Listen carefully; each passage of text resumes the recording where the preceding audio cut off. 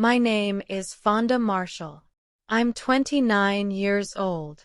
And on my wedding day, I found my dad standing in a hallway with no seat while 9 people from my husband's family sat at the table that was supposed to be his. Table 1, front and center. That's where my parents belonged.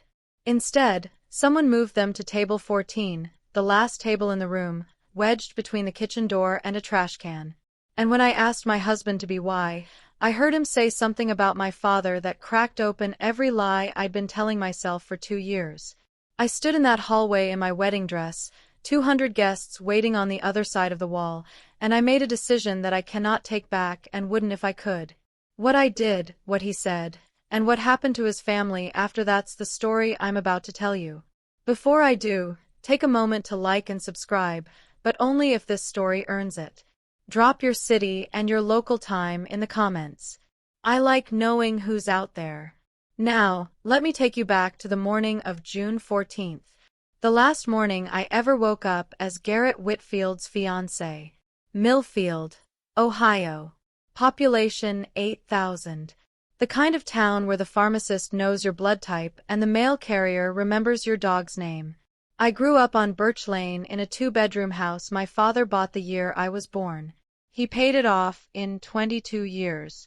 Wrote the last check on my 16th birthday, then took us all to Dairy Queen to celebrate. My dad, Dave Marshall, fixed pipes for a living. 35 years with the same pair of steel-toed boots. Resold 4 times.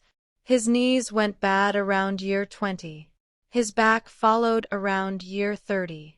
But I never once saw him miss a day when I was in school.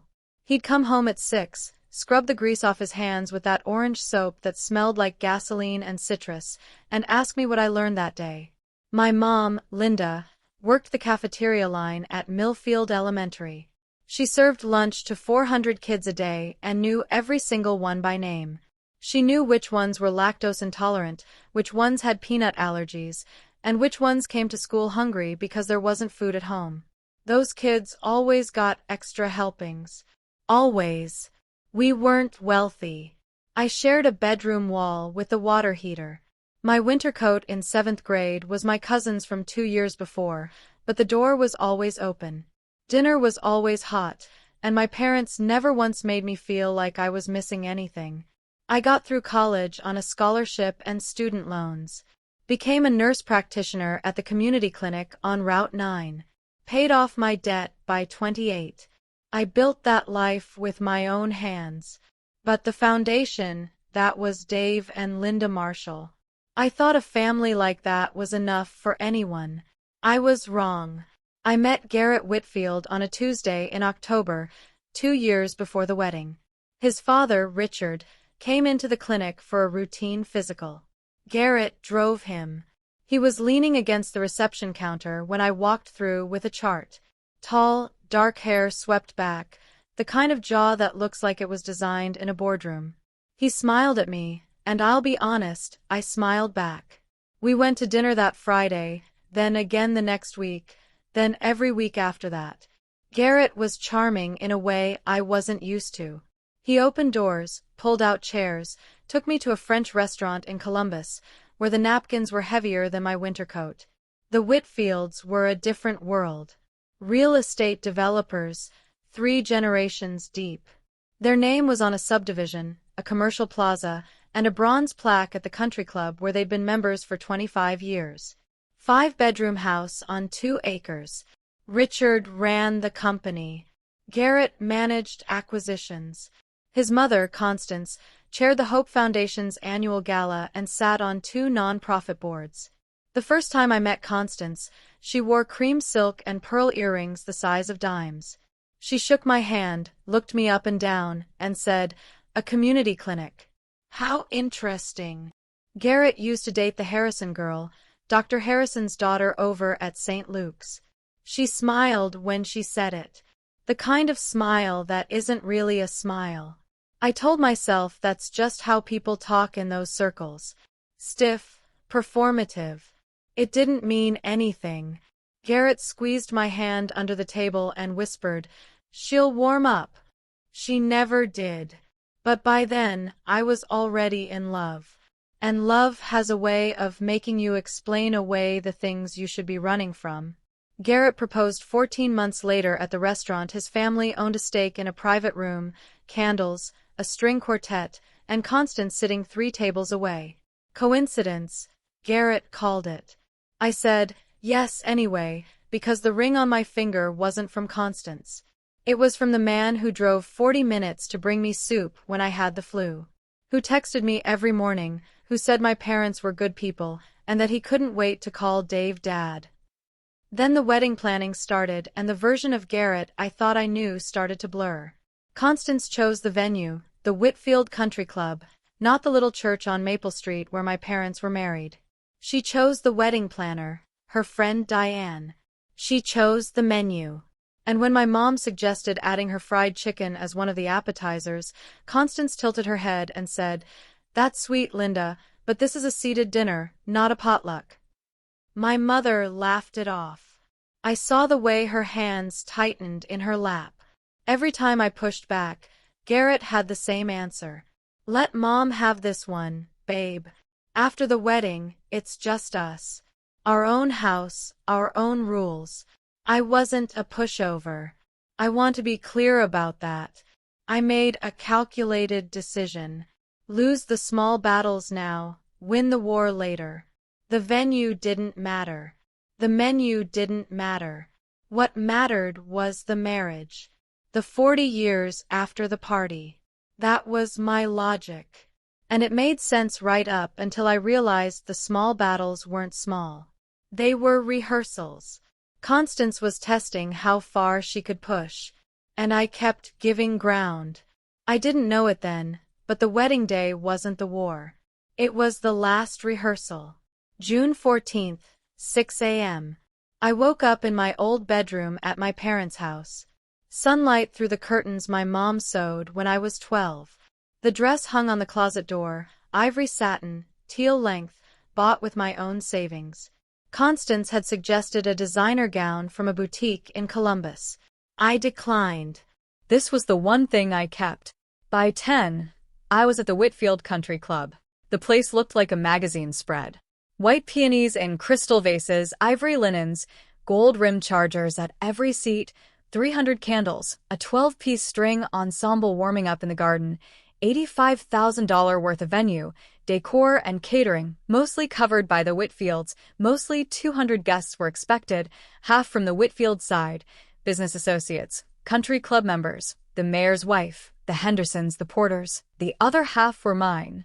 My Aunt Grace from Akron, 3 nurses from the clinic, my college roommate, old neighbors from Birch Lane. People who drove pickup trucks and wore department store dresses and didn't know what a charger plate was. I noticed the imbalance early.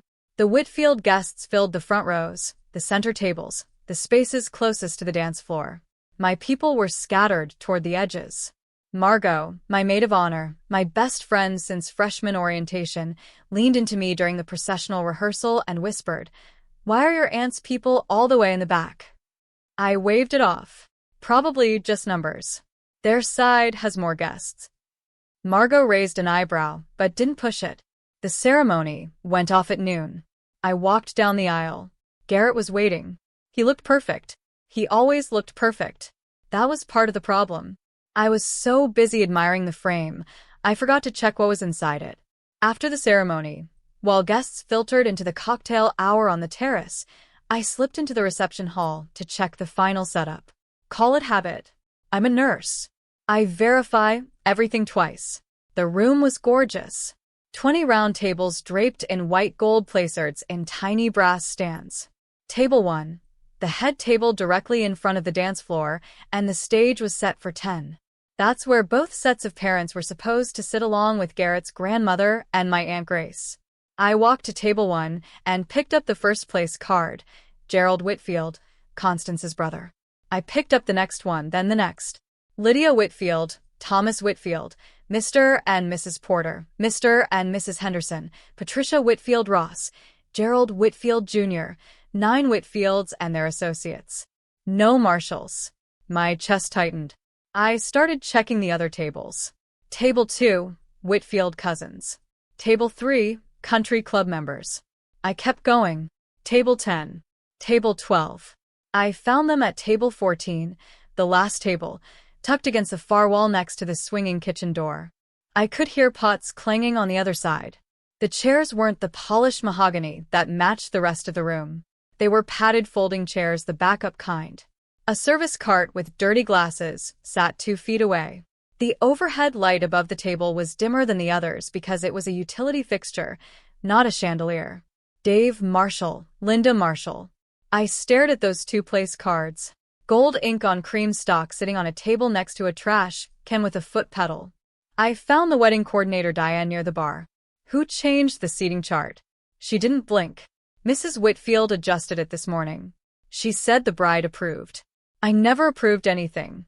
I stood in that reception hall alone and did something I'd trained myself to do in the ER. Triage table 14, swinging kitchen door, clanging pots, folding chairs, a trash can with a foot pedal 2 feet from where my father would eat his daughter's wedding dinner. If I said nothing, here's what would happen. My parents would sit there. They wouldn't complain. My dad would straighten his tie, the one he bought in 2009, the only good one he owned, and he'd smile and say, "It's fine, sweetheart." My mom would fold her napkin in her lap and pretend she couldn't hear the dishwashers running 6 feet behind her head. And Constance would know. She'd know she could move Dave and Linda Marshall anywhere she wanted. The back of the room, the parking lot, out of the frame entirely, and no one would say a word. Every Thanksgiving after this, every Christmas, every grandchild's birthday, Dave and Linda would always be table 14. The people who didn't quite fit, the ones you seat near the service entrance so the important guests don't have to look at them. I thought about my dad's hands.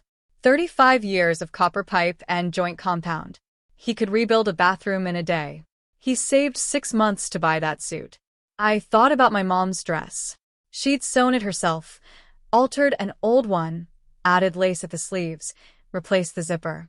I'd watched her work on it for 3 weekends, hunched over the sewing machine in the spare room, pins between her lips, squinting at the bobbin. These people fed me, raised me, drove through snowstorms to get me to school, and someone decided they belonged next to a trash can. I went to find Garrett. I thought he'd fix it. I thought he'd be angry on my behalf. I was wrong. For the second time that day. I know some of you watching right now are thinking about your own parents. Maybe yours were the ones who worked double shifts so you could have braces. Maybe they drove 3 hours to every school play. If you've ever had someone look at your family like they weren't enough, type "my family is enough" in the comments. Because what I'm about to tell you next is the reason I'll never let anyone put my parents at table 14 again. I found Garrett in the groomsmen's suite. He was standing in front of a full-length mirror adjusting his cufflinks. Silver monogrammed "a gift from Constance," who moved my parents off the head table. He didn't look up from the mirror. "Mom, rearranged some things this morning. It's not a big deal. Not a big deal. They don't have seats, Garrett. Table 14 has seats. Table 14 is next to the kitchen, next to the trash." He sighed. The kind of sigh a person makes when they think you're being difficult. "Fonda, we have 200 guests out there. Can we not do this right now?" When then, after dinner, after they've already sat there for 3 hours. He turned from the mirror. His face was calm, patient. The face of a man who'd practiced looking reasonable while saying unreasonable things. "Mom has her reasons. The Hendersons and Porters are sitting at table 1. They're important. More important than my parents." "I didn't say that. You didn't have to."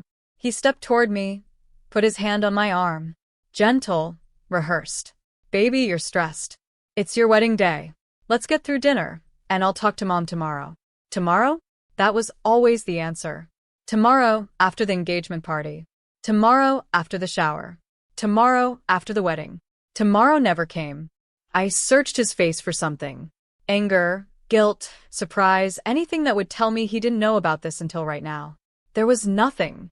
No surprise, no outrage. He'd known since morning, maybe longer.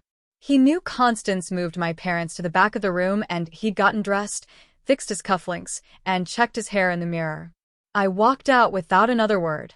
I still had one more door to open.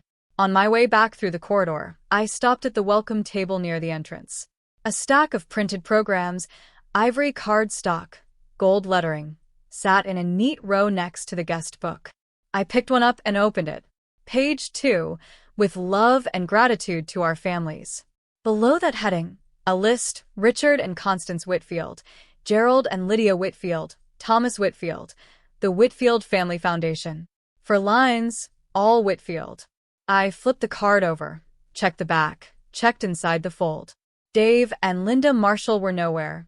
In the original version, the one I'd approved 3 weeks ago, my parents were listed first.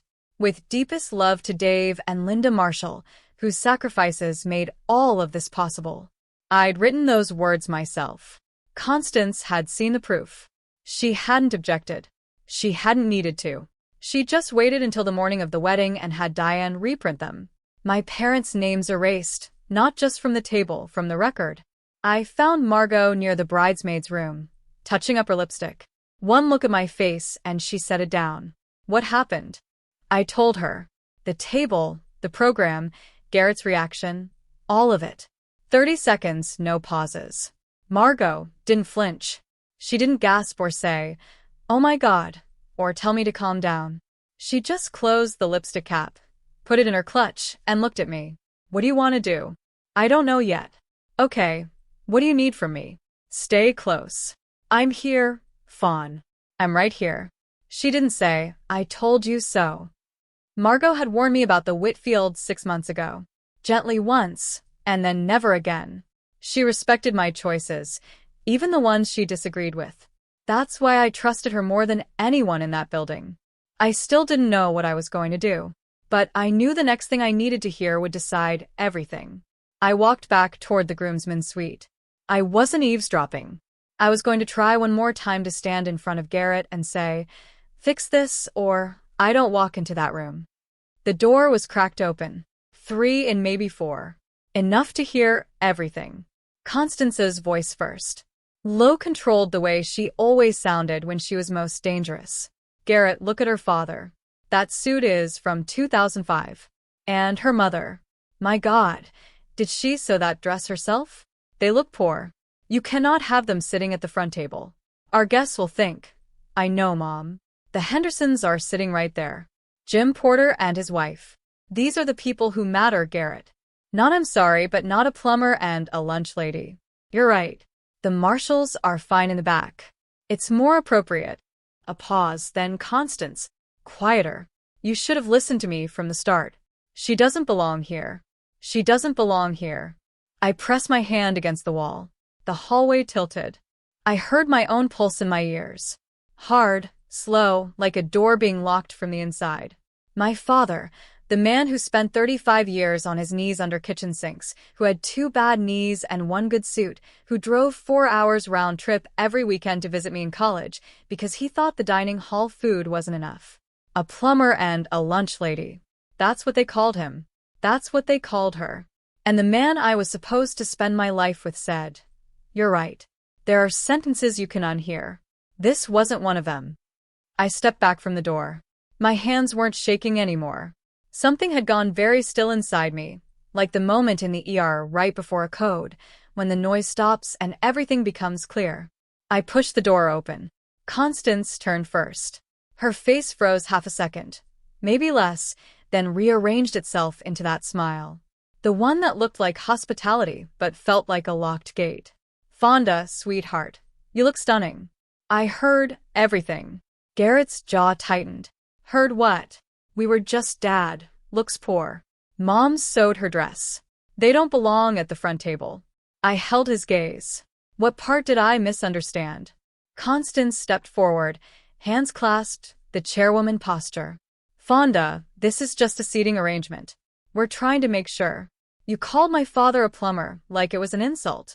You called my mother a lunch lady, like she should be ashamed of it. I didn't mean. And you?" I looked at Garrett, said they were fine in the back, that it was more appropriate. Garrett's voice dropped. Smooth, calm, the voice he used in client meetings when a deal was going sideways. "You're emotional right now, Fonda. It's your wedding day. Let's take a breath." "And I am breathing, Garrett. I've never been more clear." Constance glanced at her son. A quick, sharp look. The kind that said, "Handle this." Garrett tried again. "Baby, come on. Let's not ruin." "I'm not ruining anything. You already did." I turned and walked out. The hallway was quiet. 60 feet of polished hardwood between me and the reception hall. Behind me, I heard Constance hiss something to Garrett, too low to catch. His footsteps didn't follow. He didn't come after me. And that was the last answer I needed. I walked straight toward the reception hall, but I didn't go inside. Not yet. I went to find the only people in this building who had never, not once, made me feel like I wasn't enough.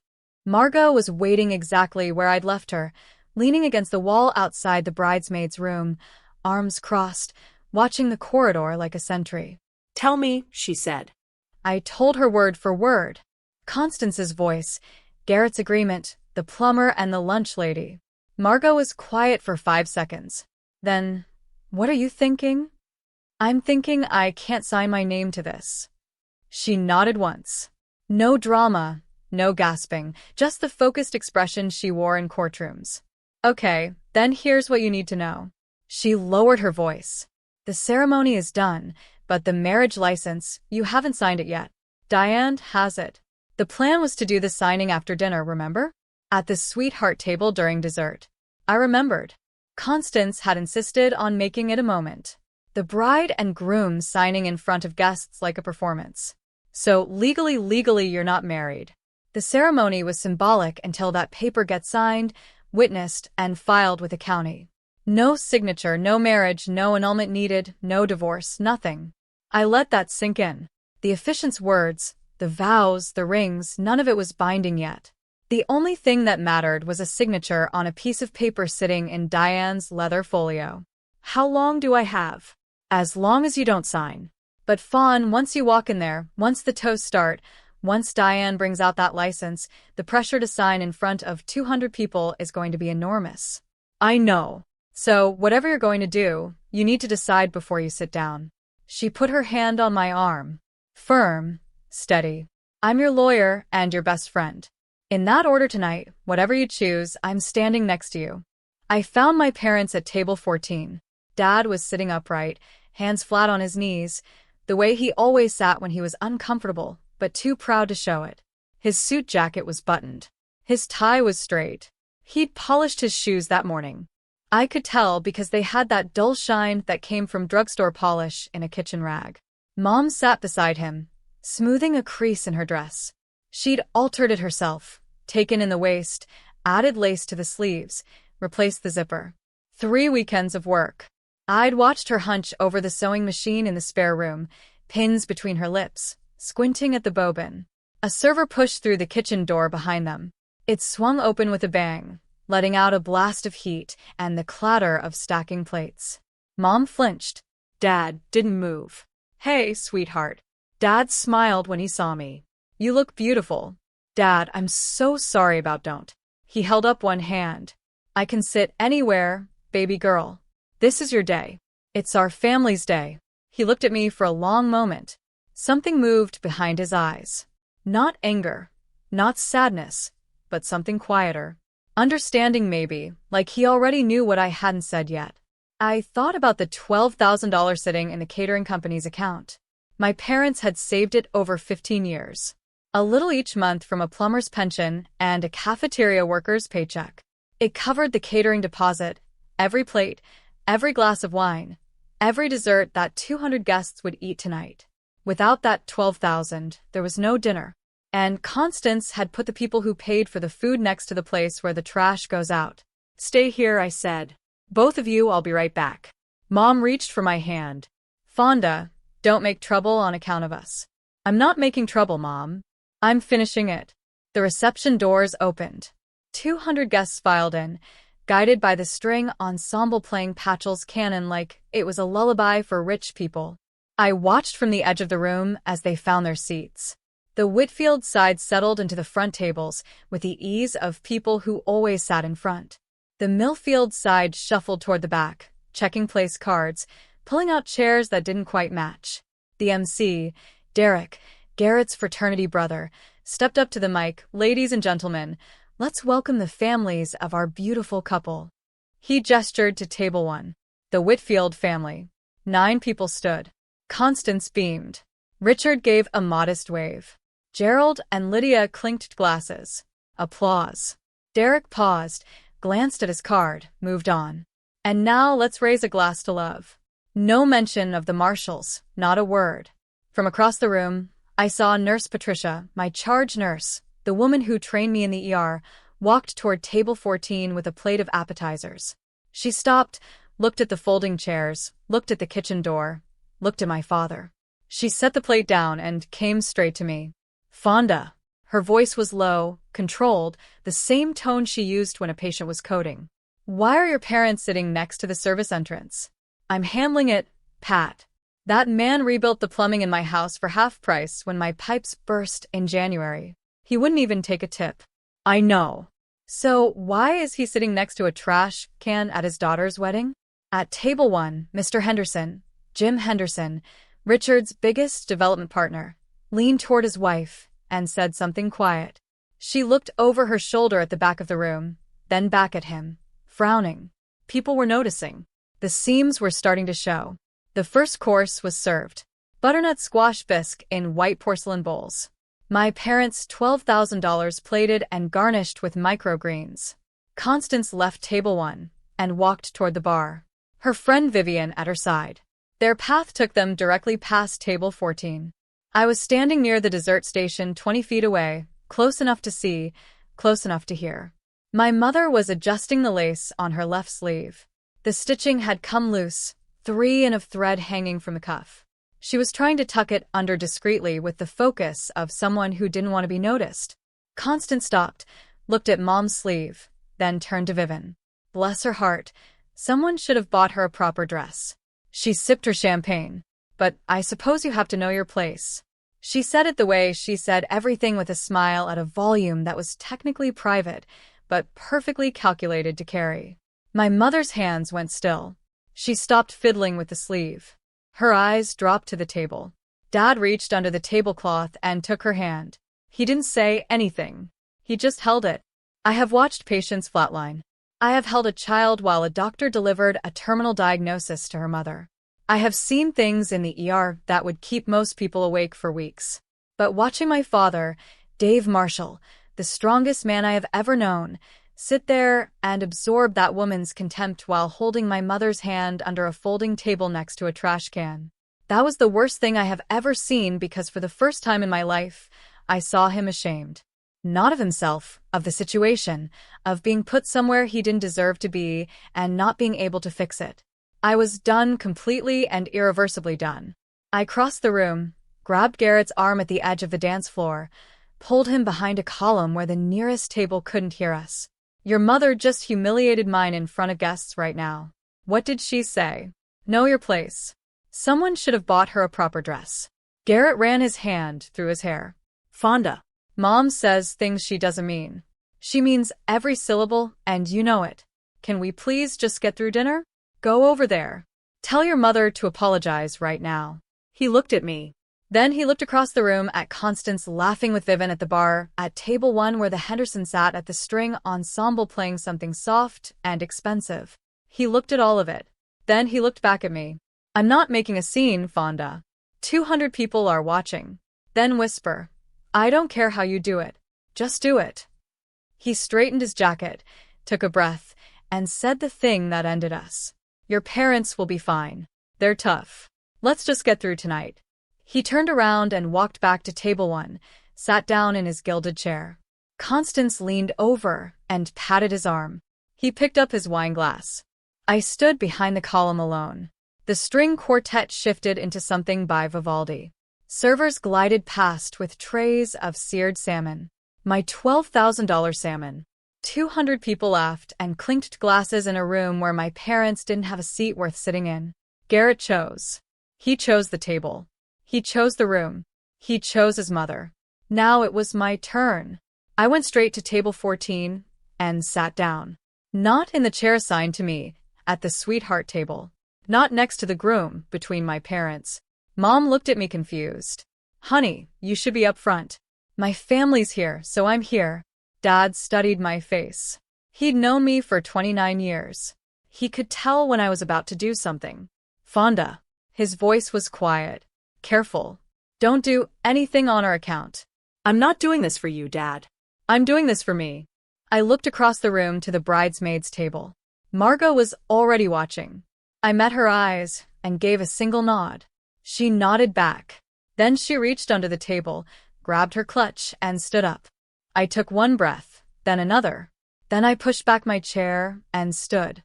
The walk from table 14 to the stage was maybe 60 feet. It took me about 30 seconds.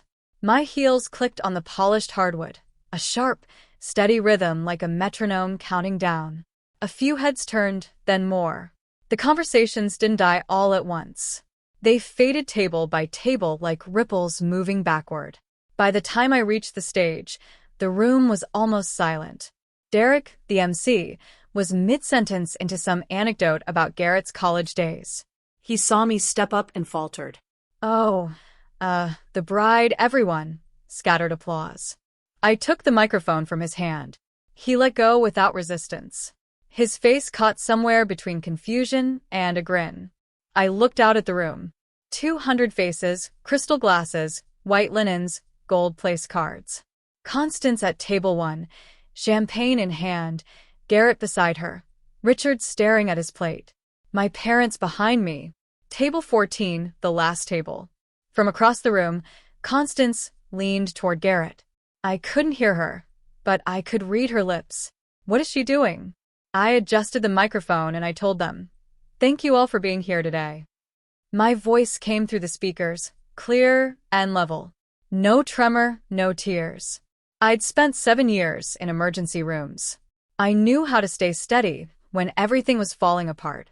I know you came to celebrate a wedding, and I owe you the truth about what's happening in this room. The last murmur died. 200 people went still. I could hear the ice settling in someone's glass at table 6. Most of you know me as Garrett's fiancé, but before I was that and after tonight, I am Dave and Linda Marshall's daughter. I pointed toward the back of the room. My parents are sitting at table 14. I'd like everyone to look at table 14 for a moment. Heads turned, all of them. 200 pairs of eyes swept to the back corner, past the bar, past the dessert station, past the kitchen door, and found Dave and Linda Marshall sitting at a folding table between a service cart and a trash bin. I watched the reactions move through the room like weather. Confusion first, then recognition, then the slow tightening of faces as people understood what they were looking at. Jim Henderson put down his fork. His wife, Carol, pressed her hand to her mouth. Nurse Patricia, standing near the wall, closed her eyes and shook her head once. At table 1, Constance's smile hardened into something ceramic. Her hand gripped the stem of her champagne flute. Garrett sat beside her, jaw locked, eyes fixed on me. 12 hours ago, I continued. My parents were seated at this table, table 1, right here in front where the families of the bride and groom are supposed to sit. That was the seating chart I approved. I let the sentence sit. This morning that changed. This morning, someone walked into this room and replaced every place card at the head table. My parents were removed and reassigned to the last seat in the house, next to the kitchen, next to the service entrance, next to the trash. I paused. Let the room absorb it. That person was Constance Whitfield. Every head at table 1 turned toward her. Constance sat perfectly still, her chin lifted, but the color had left her face. Her fingers on the champagne flute went white. Richard looked down at the tablecloth. He didn't move. When I confronted my fiancé, when I told him what his mother had done, he told me not to make a scene. I kept my voice even, factual, like reading a chart out loud during rounds. And when I heard him speak to his mother privately, he said, and these are his exact words, "The Marshalls are fine in the back. The Hendersons and Porters are more important." Jim Henderson pushed back from the table. Not dramatically, just enough to create distance between himself and the Whitfields. His wife stared at Garrett with an expression I recognized from the ER. The look people get when they realize they've been standing next to something unsafe. Garrett stood up. "Fonda, that's not your twisting." "Sit down, Garrett." I didn't raise my voice. I didn't need to. "You had your chance to stand up for my family.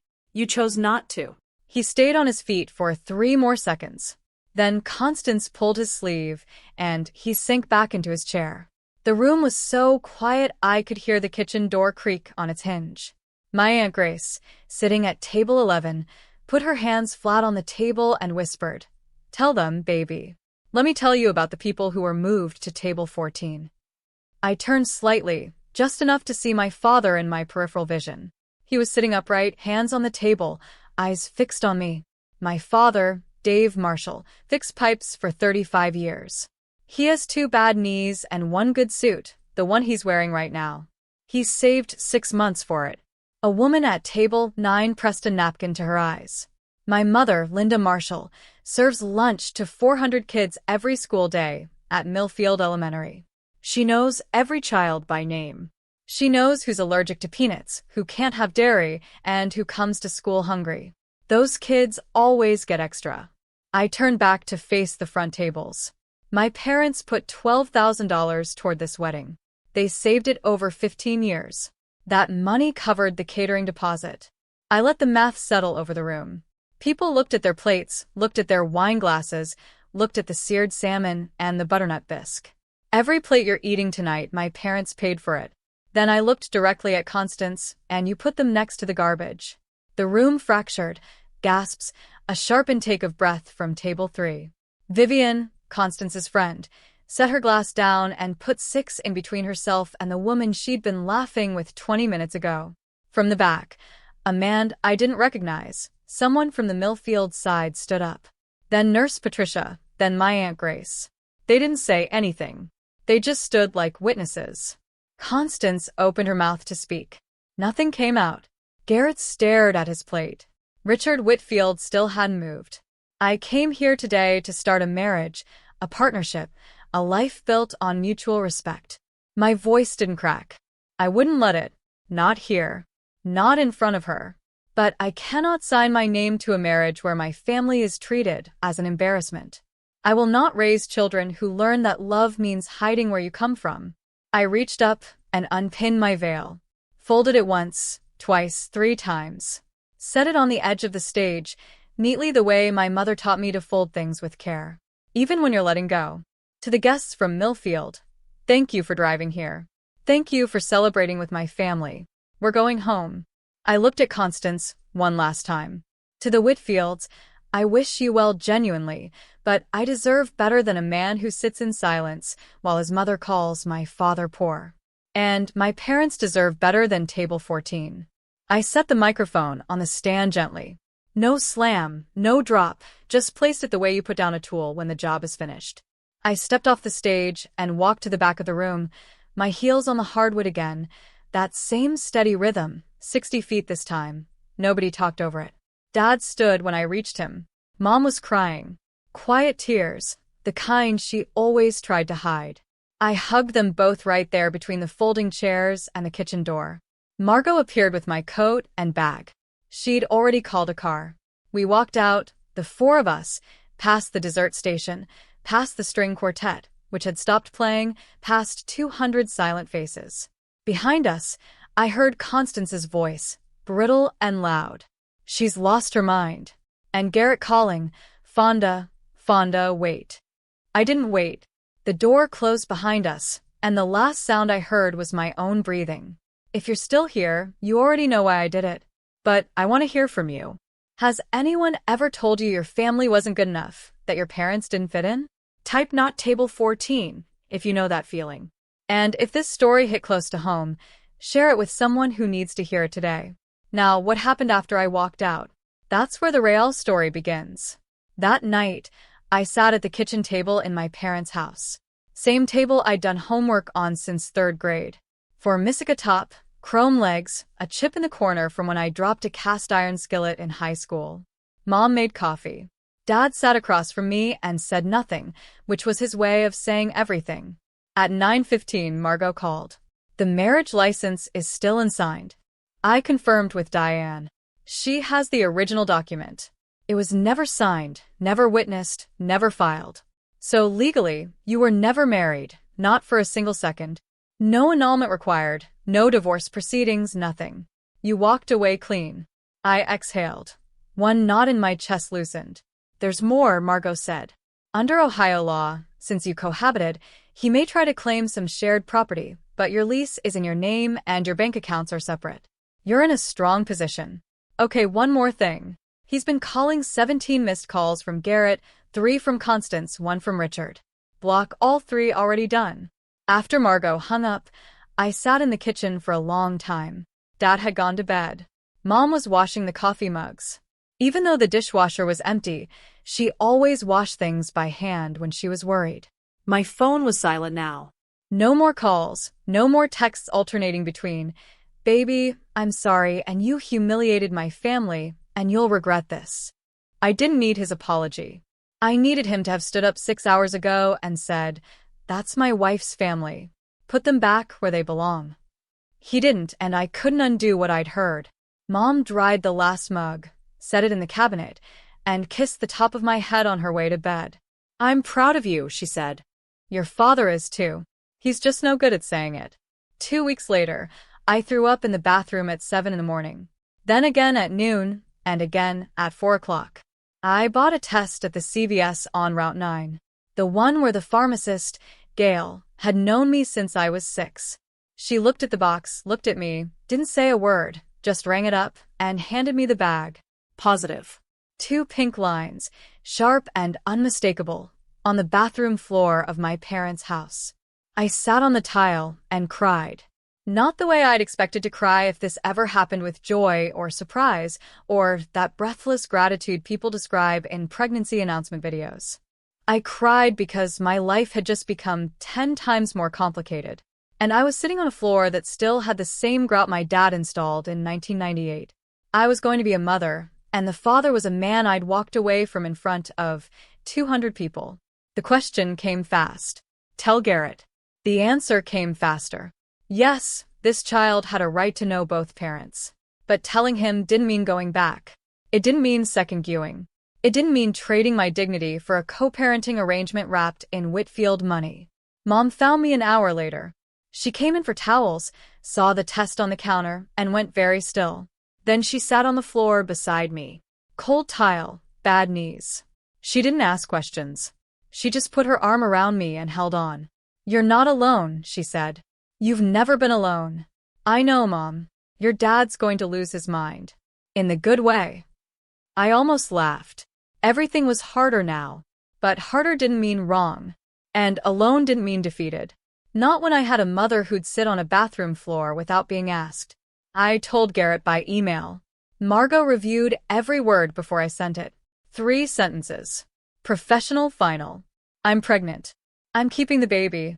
If you want parental rights, all communication goes through legal counsel. His response came in waves. The first email, "Come home, Fonda. We'll raise this baby together. We can fix this." The second, 4 hours later, "My family will fight for custody. You have no idea what you're up against." The third at midnight, "You're making the biggest mistake of your life."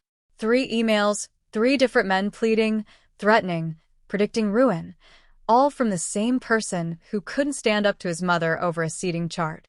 Then Constance called. She'd gotten a new number. Mine was blocked, so she tried the house line. Dad answered.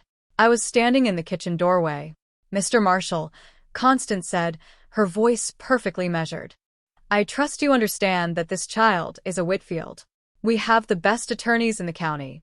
Dad looked at me. I nodded. "Mrs. Whitfield," he said, "my daughter has a lawyer. Talk to her, not to me." He hung up, set the phone down gently, went back to his coffee. That week, Margot connected me with her colleague Hannah Wells, a custody attorney out of Columbus. Hannah was direct.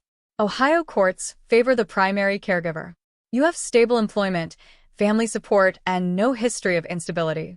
His family's money is not a legal argument." I filed the paperwork, everything through proper channels, no phone calls, no confrontations, no emotional negotiations, just documents, deadlines, and boundaries.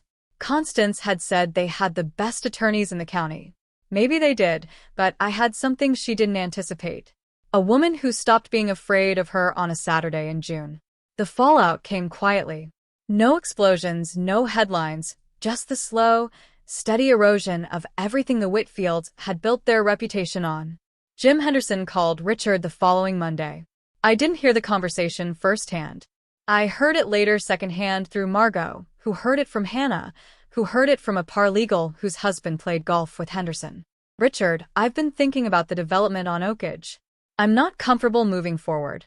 "Jim, what does a wedding have to do with a business deal? If that's how your family treats the people closest to you, I need to think about how you treat a partner when things get difficult." Henderson pulled out of the Oakage project, a mixed-use development worth, by local estimates, somewhere north of $300,000 in Henderson's share alone. Richard had to find a new investor. The project stalled 8 months. 3 weeks after the wedding, the Hope Foundation board met behind closed doors. Constance had chaired their annual gala for 6 years. She'd raised more money than any previous chair, but the board had received calls, donors asking questions, members uncomfortable with the optics. Constance wasn't fired. That's not how these things work in small-town society. She was invited to step back, to focus on family. The gala went on in September without her name on the program. "I didn't orchestrate any of this. I want to be clear about that. I never called Henderson. I never contacted the foundation. I never posted on social media. I never told anyone outside of Margot and my parents what happened in that hallway. I didn't have to." 200 people watched Constance Whitfield put a plumber and a lunch lady next to the trash. And 200 people went home and talked about it. Consequences don't always come with a microphone. Sometimes they come with a phone call on a Monday morning. A month after the wedding, Garrett showed up at my parents' house. I was upstairs. I heard the knock, then the screen door creak, then my father's voice. "Garrett." "Mr. Marshall, I came to apologize. I was hoping to talk to Fonda. She told you go through the lawyers." I know what she said, but I want to say this in person. I should have handled things differently. I should have stood up for your family. Through the window, I could see them. Dad on the porch, arms at his sides. Garrett on the front walk, one step below, looking up. "You should have," Dad said. "Can I see her?" 5 minutes. Dad didn't move, didn't shift his weight, didn't cross his arms. He just stood there filling the doorway the same way he'd stood in every doorway of my life. Solid, present, unmovable. My daughter made herself clear. "If you want to be part of this child's life, Hannah Wells has the paperwork. That's the road." Garrett's face tightened. The polished patience cracked just for a second, and something raw showed through. Not remorse, but frustration. The frustration of a man who was used to getting his way and couldn't understand why the script had changed. "You're going to regret this," he said. "My family won't let this go." Dad looked at him for a long moment. Then he said something I'll never forget. "I'm not keeping anyone out, son. I'm keeping the door." He stepped back inside and closed it. Not a slam, a click. The quiet, definitive sound of a latch falling into place. I watched from the upstairs window as Garrett stood on the walkway staring at the closed door. Then he got in his car and drove away. Dad never mentioned the visit. That night at dinner, he passed the potatoes and asked me how the clinic was going. 5 months. That's how long it took to build a new life from the pieces of the old one. I found an apartment 3 blocks from my parents. 1 bedroom, 2nd floor, $850 a month. The carpet was beige. The kitchen had 1 counter. The bathroom fan sounded like a helicopter taking off. It was mine. Mom came over with a measuring tape the first day. By the end of the week, she'd sewn curtains for every window, blue gingham for the kitchen, white cotton for the bedroom, yellow flannel for the room that would be the nursery. Dad showed up with his toolbox on a Saturday morning, fixed the leaky faucet in the kitchen, replaced the shower head, reinforced the closet rod. Then he spent 3 hours in the nursery building a shelf out of reclaimed wood from a barn demolition in Fairfield County. He carved a small groove along the top edge. No name yet, just a notch where one would go. I dropped a part-time at the clinic during the last trimester. My charge nurse, Patricia, rearranged the schedule without me asking. "You covered for me during my hip surgery," she said. "This is nothing. I won't romanticize it. There were nights I sat on the kitchen floor and cried. Not because I regretted leaving. I never regretted that. Because carrying a child alone is hard in ways nobody prepares you for the 2 a.m. cramps with no one to get you water. The ultrasounds where the tech asks, "Is Dad joining us?" The baby shower my mom threw in the living room where the only empty chair was the one that would have been his. I chose this. I'd choose it again. But choosing something right doesn't make it easy. Single motherhood isn't a punishment, but it's not a vacation either. It's just life. And I was living it. Elise Marie Marshall came into the world on a Tuesday at 6:14 in the morning. 7 pounds 10 fingers, brown eyes. A scream that shook the delivery room. Marshall. I gave her my name. My parents' name. The name of a plumber. And a cafeteria worker who never once made their daughter feel like she wasn't enough. Dad held her first after me, after the nurses. His rough hands cradled her like she was made of blown glass. He didn't say anything for a full minute, just stood at the window with the morning light on his face and this baby in his arms breathing. Mom took photos, 47 of them. I counted later. 2 weeks after Elise was born, a letter arrived at my apartment. No return address, but the stationery was heavy. The kind you buy at a specialty shop, not a drugstore. I recognized the handwriting from the Whitfield holiday cards Garrett used to show me. Richard Whitfield. I opened it standing at the kitchen counter. Elise asleep in the bassinet 3 feet away. Fonda, I owe you an apology. Not for what my wife and son did, but for what I didn't do. I was in the room. I saw the seating chart change. I heard the conversation, and I said nothing. That silence is on me, and I'll carry it. I don't expect forgiveness, and I'm not asking for access to my granddaughter. But if there ever comes a day when you'd allow it, I'd be grateful. I read it twice, folded it, put it in the nightstand drawer next to Elise's hospital bracelet. I didn't reply. Not that day, not that month. Maybe Richard was sincere. Maybe this was strategy. I didn't know. And I was done making decisions based on hope. This time I'd let time answer, not wishful thinking. 1 year later, Elise is 13 months old. She has my eyes and her father's jaw and a laugh that sounds like a hiccup played through a tiny speaker. I'm back full-time at the clinic. Last month, they promoted me to shift lead. It came with a $2 raise and a set of keys to the supply closet. I've never been more proud of a set of keys in my life. The apartment still has beige carpet and 1 kitchen counter, but the walls are covered now. Photos of Elise at the pumpkin patch. Elise with Dad's reading glasses on her head. Elise smearing sweet potato across Mom's apron. The bookshelf Dad built holds 32 children's books and 1 framed picture of my parents on their wedding day, 1991, standing outside the church on Maple Street. The custody arrangement went through family court in October. Garrett gets 2 weekends a month. He picks Elise up at 9, returns her by 5 on time, every time. I'll give him that. Constance is not part of the arrangement. Not because I banned her, but because I set one condition. Any visit with extended family requires my presence or my parents' supervision. Constance called it an insult. I called it a boundary. She hasn't met Elise. Not because the door is locked, but because she won't walk through it on anyone's terms but her own. Garrett and I communicate through a co-parenting app, short messages, pickup times, doctor's appointments, no small talk, no arguments, just logistics. He's different on handoff days. Quieter. He holds Elise a little longer before giving her back. Once I saw him smell the top of her head and close his eyes, and something in my chest acted, not for him, but for the version of him that might have existed if he'd been brave enough to choose differently on a Saturday in June. Sunday dinner at the Marshall house, 6 o'clock, same as every week since I came home. The table is the one I grew up with. 4 mic top, chrome legs, that chip in the corner, 6 chairs, and not a single one matches. Dad's is a wooden rocker he refinished from a yard sale.